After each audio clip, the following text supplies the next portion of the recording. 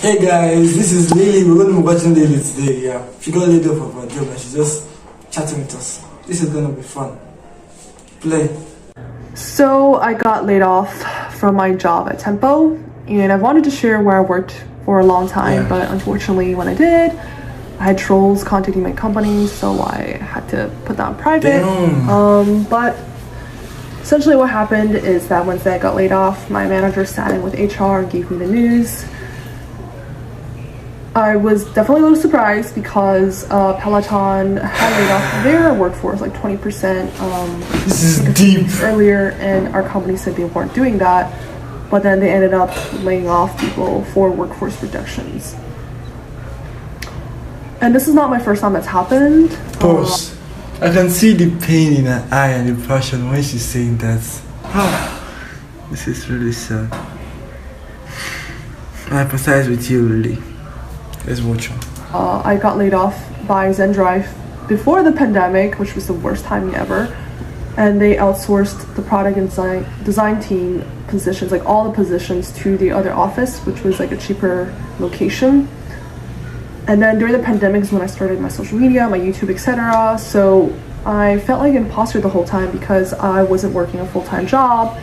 And like, who am I to speak about product design when I'm not, working a full-time job like all these other Pause. If you, Lily, felt like an imposter, then how am I supposed to feel? I started this channel before, like literally a month after I started UX, I started this channel. So, yeah, play. Designers or leaders in design, and that's something I've held on to for a really long time, internalized for a really long time until I got to Tempo, and that feeling has come back again because now I just got laid off. So, this video, okay, I'm gonna just like speak because I think this video is gonna be kind of a rant because You get used to it actually, because that's how literally all my videos are. Because I just turn on the camera, turn on the mic, then flow. Play. There's just gonna be not much of a structure, just like one take. And I have some notes here that I'm gonna just like check here and there to make sure I'm at least hitting some of the. I like how she's real. But yeah, I wanted to make this video because I feel like an imposter since I not only have a channel about product design, but also because the majority of my friends work in tech, like in a full-time job. So, in San Francisco especially, your whole identity is tied around what you do and where you work. So those factors combined, like I feel like such an imposter and I feel really embarrassed, to be frank. And I wish that being laid off wasn't such a taboo topic to talk about, especially with companies laying off people all the time, whether that's management changes, restructuring, strategy changes, or just simply shareholders want to take more cut of the profit. I wish that was something that we can like talk about more openly, but it feels like it feels just really embarrassing. Like I just have no other words to describe it. And then when you see all your other friends work at these like cool full-time tech company jobs and they've been there for years, it just makes you feel like an imposter, like that you're not good enough. And it's also something I've tried to reach out to my coworkers about to kind of just, to let them know that that I'm here, to support them as well, because we're all going through this. But I think a lot of them are definitely feeling a lot of that shame that I talked about, embarrassment, because they've not been as responsive as before. Like I hope they still like me, I hope it's not that. But I think a lot of it is because, again, it's really fresh, it just happened Wednesday, and they're also still processing through this. So yeah, I wish there was more of an open space to talk about the fact that, you get laid off. I mean, last time I got laid off, I didn't tell like many people, I just internalized it, and then just like it was kind of like not really a secret, but it was something like I just like didn't want to talk about, in the open. And now this second time around, I want to like change that and make it more of something that is just out in the open of what happened. I feel like as individuals, it's a lot more stressful for us when we get laid off, because not only do we have to deal with the financial problems, like I signed a 14-month lease here, I'm gonna lose my health insurance, you know, like unless I pay $615 for that Cobra plan a month, you know, like so much of that financial stress, but like also the fact that there is that social pressure stress where, you know, you just feel like your identity is being, you know, taken apart in that sense. Like you put all these hours in to work at somewhere, especially like a startup or a tech company, and then at a snap of a finger it's gone. So like, who are you anymore, you know, like outside of your work? So a lot of feelings about that. And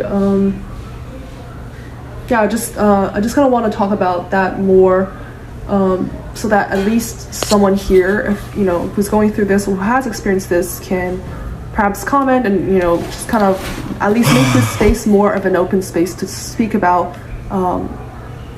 those things, because I went through those things. And I mean, I still feel shameful about it, but at least now it's out and open. And, you know, at least now whoever's watching this, you know, it is what it is. And if they're gonna judge me and say like, hey, why is she teaching product design and she doesn't have a full-time job, like whatever, so be it. So nobody's gonna think like that, you know. And then I want I need to correct that, really. Nobody's going to think like that.